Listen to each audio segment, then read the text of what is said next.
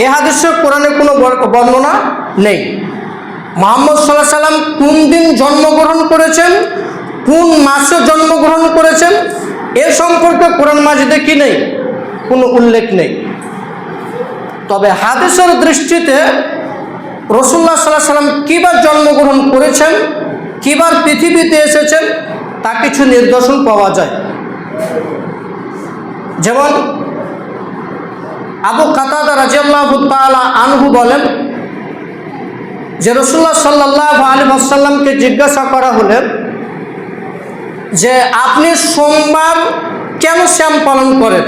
রাসূলকে জিজ্ঞাসা করলেন যে আপনি কেন সোমবারের দিন শ্যাম পালন করেন, রোজা রাখেন।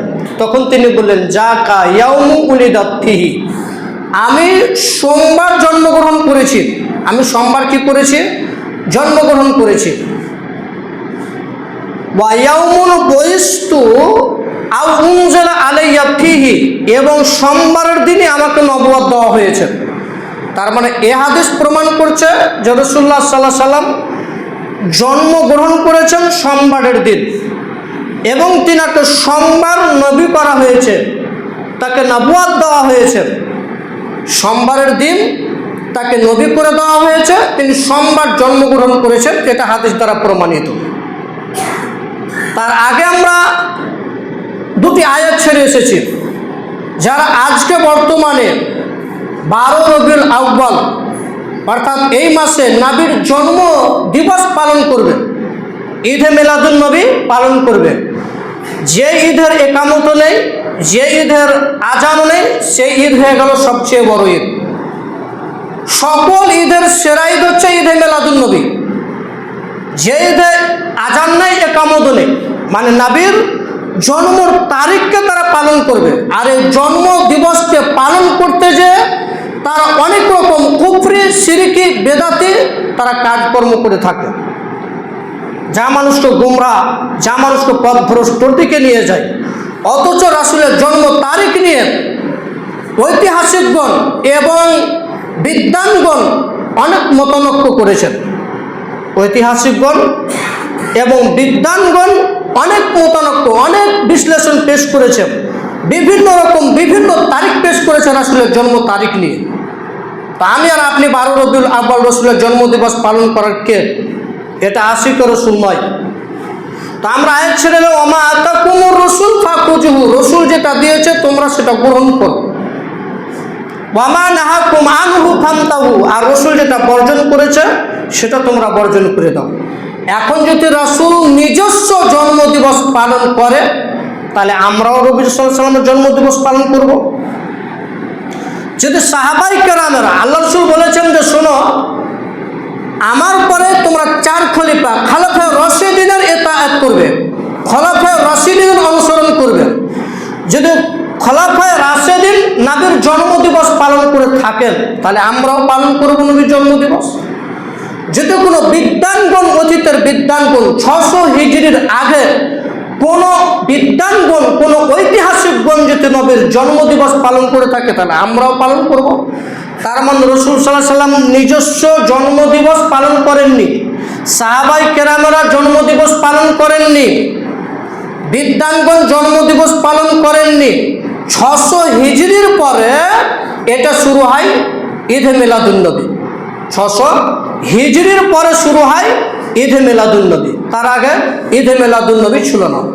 আল্লামা আনোয়ার শাহ কাশমিরি রাহিমাহুল্লাহ আলাইহি বলছেন, আল্লামা আনোয়ার শাহ কাশমিরি রাহিমাহুল্লাহ আলাইহি বলছেন যে 600 হিজরি ইরবালের সুলতানের যুগে এই ঈদে মিলাদুন নবী চালু হয়। আনোয়ার শাহ কাশমিরি রাহিমাহুল্লাহ আলাইহি বলছেন, যার বাড়ি যে ঈদে মিলাদুন নবী 600 হিজরির আগে ছিল না, এটা 600 হিজরির পরে চালু হয়েছে। আমরা বলছিলাম যে আমলটা করতে হবে, সেটা রাসূলের দাওয়া থাকতে হবে, সেটা রাসূলের অনুসরণ থাকতে হবে।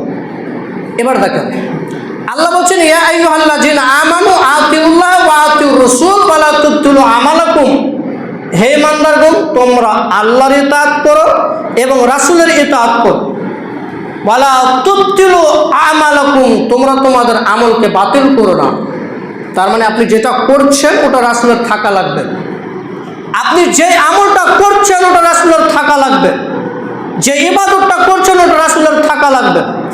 যদি রাসূলের না থাকে তাহলে ওই আমল ওই ইবাদত যতই দামি হোক তা কার্যকারী হবে না, তা কবুল হবে না। তার মানে যেটাই করবেন সেটা কিন্তু কি হতে হবে, রাসূলের দেওয়া থাকতে হবে, রাসূলের করা থাকতে হবে। তার মানে কেউ যদি রাসূলের আনুগত্য করে তাহলে সে আল্লাহর আনুগত্য করলো, যে রাসূলকে মান্যতা করলো সে আল্লাহকে মান্যতা দিল, আর যে রাসূলকে অস্বীকার করলো সে আল্লাহকে অস্বীকার করলো। তাহলে আমরা কেমনে বলতে পারি ভাই যে আমরা কোরআন মানি হাদিস মানি না?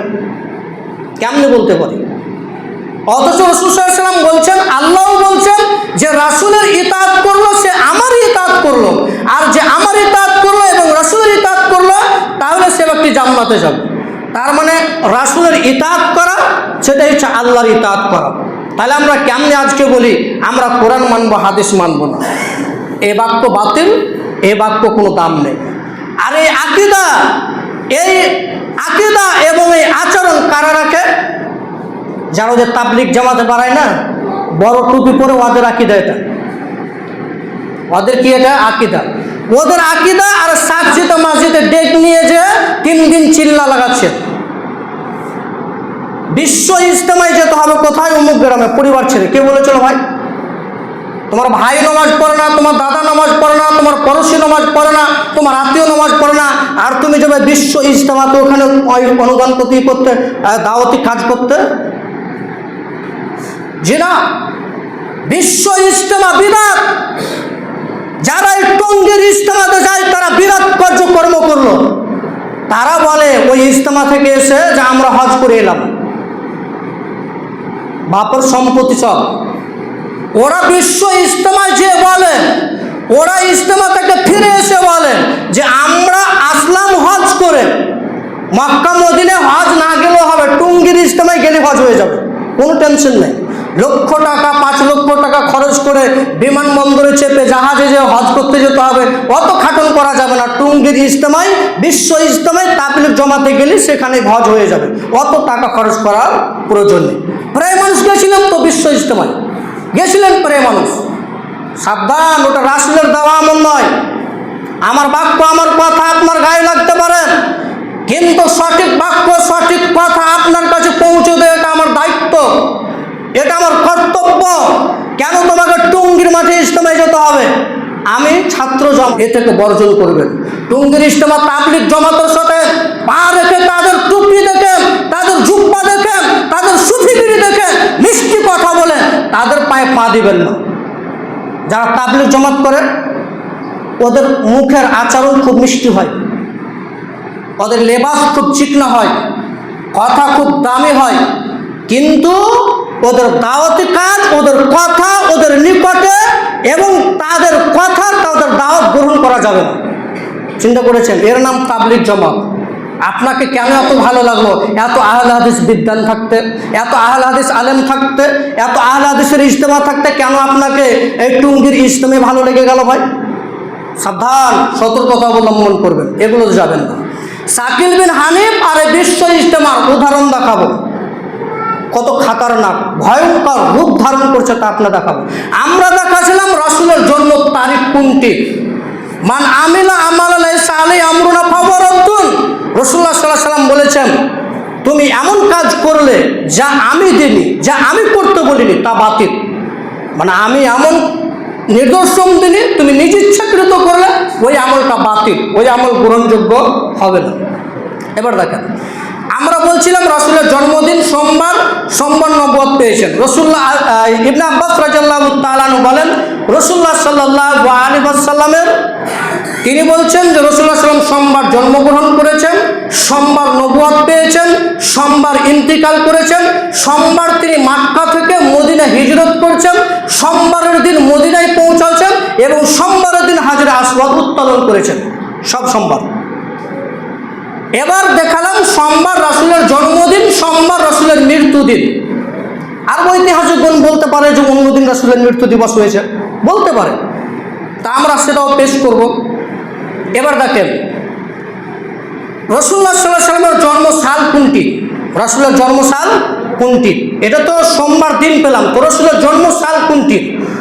ঐতিহাসিক ভিত্তিতে রাসূলুল্লাহ সাল্লাল্লাহু আলাইহি সাল্লামের জন্ম তারিখ কোনটি? এ মর্মে দেখেন, রাসূলুল্লাহ সাল্লাল্লাহু আলাইহি সাল্লামের ঐতিহাসিক বর্ণনাগুলির ভিত্তিতে রাসূলুল্লাহ সাল্লাল্লাহু আলাইহি সাল্লামের জন্মের মাস হচ্ছে রবিউল আউয়াল মাস।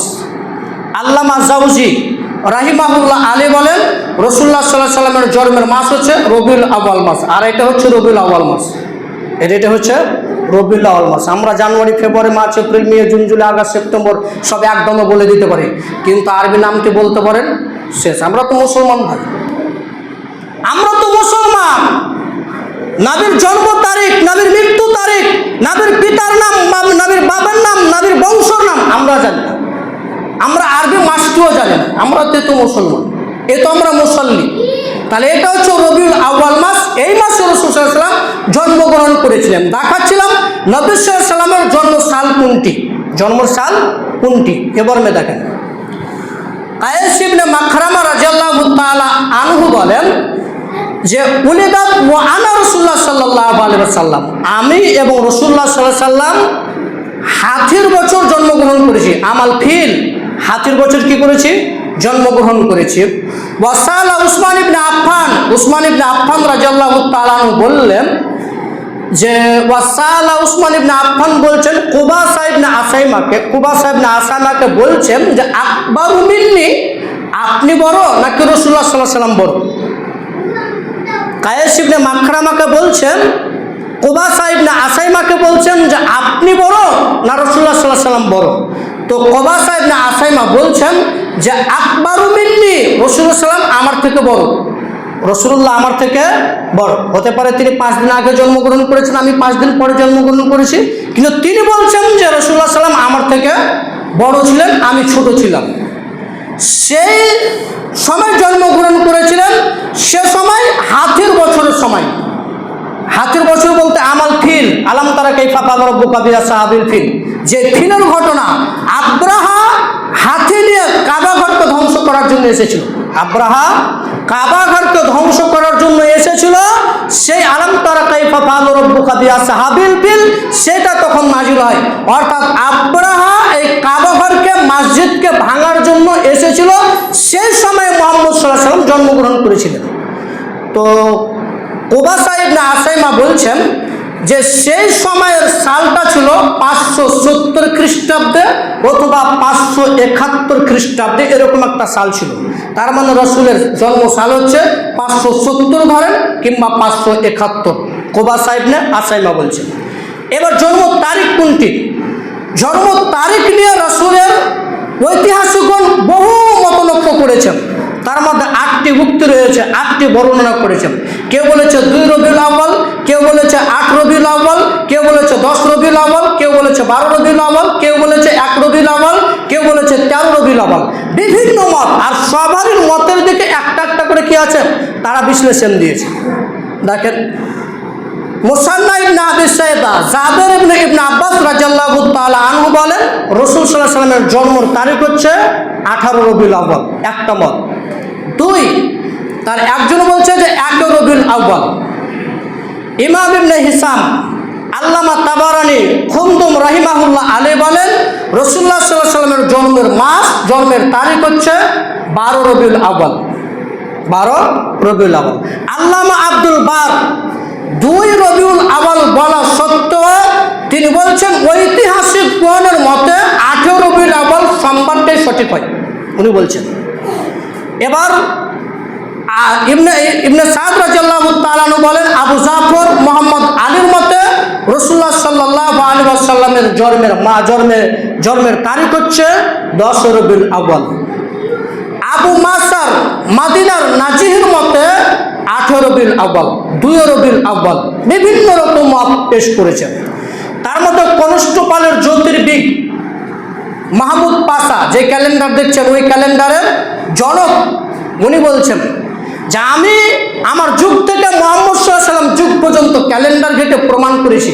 উনি বলছেন মাহমুদ পাশা, যিনি ক্যালেন্ডার দেখছেন, স্কুল মসজিদে যেগুলো ক্যালেন্ডার দেখছেন, ওই ক্যালেন্ডারের জনক বলছেন যে আমি সেই ক্যালেন্ডার ঘেটে আমার যুগ থেকে মুহাম্মদ সাল্লাল্লাহু আলাইহি ওয়াসাল্লাম পর্যন্ত ক্যালেন্ডার ঘেটে প্রমাণ করেছি যে 12 রবিউল আউয়াল সোমবার কোনো মতে দিনটা ছিল না, 12 রবিউল আউয়াল সোমবার দিনটি ছিল না, বরঞ্চ তার সঠিক হয় 9 রবিউল আউয়াল।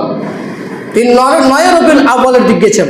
যে ক্যালেন্ডার দেখছেন ওই ক্যালেন্ডারের জৈনক বলছেন। ওই ব্যক্তি বলছেন যে 12 রবিউল আউয়াল সোমবার ছিল না, 9 রবিউল আউয়াল সোমবার ছিল। আর ইনার দিকে অধিকাংশ বিদ্বানগুলো গিয়েছেন, অধিকাংশ বিদ্বানগুলো গিয়েছেন, যেরকম ইমাম ইবনে হাজাম, ইমাম ইবনে কাইয়ুম, ইমাম ইবনে তাইমিয়া, ইবনে হাজার আসকালানি, ইবনে কাসির, বদরুদ্দিন আইনবী রাহিমাহুল্লাহ, ইনারা বলছেন যে রাসূলুল্লাহ সাল্লাল্লাহু আলাইহি সাল্লামের জন্ম তারিখ হচ্ছে 9 রবিউল আউয়াল। আরেকটি শুনেন, এই যুগের উপমহাদেশের আলেমের কথা শুনেন। বাদশাহ ফাইসালের জামানায়, সৌদির বাদশাহ ফাইসালের জামানায় একটা প্রতিযোগিতা হয় সিরাত নিয়ে, নবীর সিরাত নিয়ে একটি প্রতিযোগিতা হয়। সেই প্রতিযোগিতাতে 1150 মানুষ অংশগ্রহণ করেছিলেন, 1150 মানুষ অংশগ্রহণ করেছিলেন। ঘুমাচ্ছেন? নবীর জন্ম তারিখ বলছি আর ঘুমাচ্ছেন আপনি? নবীর জন্ম তারিখ বলছে আর আপনি ঘুমাচ্ছেন? কি করবেন ভাই? আর শাকিল বিন হানিফ তো এই জন্য আপনাকে ফিতনায় ফেলেছে। তাহলে নবীর জন্ম তারিখ বলছিলাম উপমহাদেশের, তো উনি বলছেন যে 1150 ব্যক্তি অংশগ্রহণ করে নবীর সিরাত রেখা সম্পর্কে, মানে নবীর জীবনী, নবীর বংশ, নবীর পিতা, যত যা আছে সব কিছু লিখবে। 1150 মানুষের মধ্যে যে ফার্স্ট হবে তাকে এত টাকা প্রাইজ দেওয়া হবে। তো এই 1150 ব্যক্তির মধ্যে একজন ব্যক্তি আমাদের ভারতের ইন্ডিয়ার শেখ শফিউর রহমান মোবারকপুরি, তিনি ফার্স্ট হয়ে যান সিরাত রাখা সম্পর্কে। শেখ শফিউর রহমান মোবারকপুরি সিরাত লেখা সম্পর্কে 1150 ব্যক্তির মধ্যে তিনি ফার্স্ট হয়ে যান নবীর জীবনী লেখা সম্পর্কে। সেই 1150 ব্যক্তির মধ্যে তিনি ফার্স্ট হয় শফিউর রহমান মোবারকপুরি। উনি কিন্তু আহলে হাদিস বিদ্বান। উনি বলছেন তার আর-রাহিকুল মাকতুম, ওই আর-রাহিকুল মাকতুমে লিখছেন যে নবী সাল্লাল্লাহু আলাইহি ওয়াসাল্লামের জন্ম তারিখ হচ্ছে 9 রবিউল আউয়াল। ইনিও কিন্তু 9 রবিউল আউয়ালের দিকে গিয়েছেন। এবং আরেকজন কথা বলি, ইনিও আহলে হাদিস বিদ্বান, আকরাম খান, যিনি আলিয়া বোর্ডের বাংলা ভাষার প্রথম ব্যাকরণ বলতে পারেন বা কিছু বলতে পারেন, এই আকরাম খান। ইনিও তার বইয়ে মুস্তাফা চরিত তার বই লিখেছেন। উনি তার বইয়ে প্রমাণ করেছেন যে রাসূলুল্লাহ সাল্লাল্লাহু আলাইহি ওয়াসাল্লামের জন্ম তারিখ হচ্ছে 9 রবিউল আউয়াল। উপমহাদেশের উলামায়ে কেরাম যেরকম আল্লামা সারহিন্দি, আহমদ সারহিন্দি, আল্লামা হায়াত সিন্ধি, রশিদ আহমদ গাঙ্গুহি, আশরাফ আলী থানভী, মাহমুদ হাসান দেওবন্দি, আহমদ আলী সাহারানপুরি, এছাড়াও আহলে হাদিস বিদ্বানগণ সকলেই একই বাক্য কথা বলেছেন যে রাসূলুল্লাহ সাল্লাল্লাহু আলাইহি ওয়াসাল্লামের জন্ম তারিখ হচ্ছে 9 রবিউল আউয়াল। এবং যারা আজকে নবীর জন্মদিবস আনন্দ উৎসব পালন করছে, এটা গুনার কাজ এবং পাপের কাজ। জন্মদিবস পালন করছে, জি না, এগুলো সব বেদাত, এগুলো সব গুমরাহির কাজ। আল্লামা শাহ আব্দুল আজিজ রাহিমাহুল্লাহ আলাইহি বলছেন কোন নবীর জন্মদিবস পালন করা নাজায়েজ, কোন নবীর জন্মদিবস পালন করা যাবে না।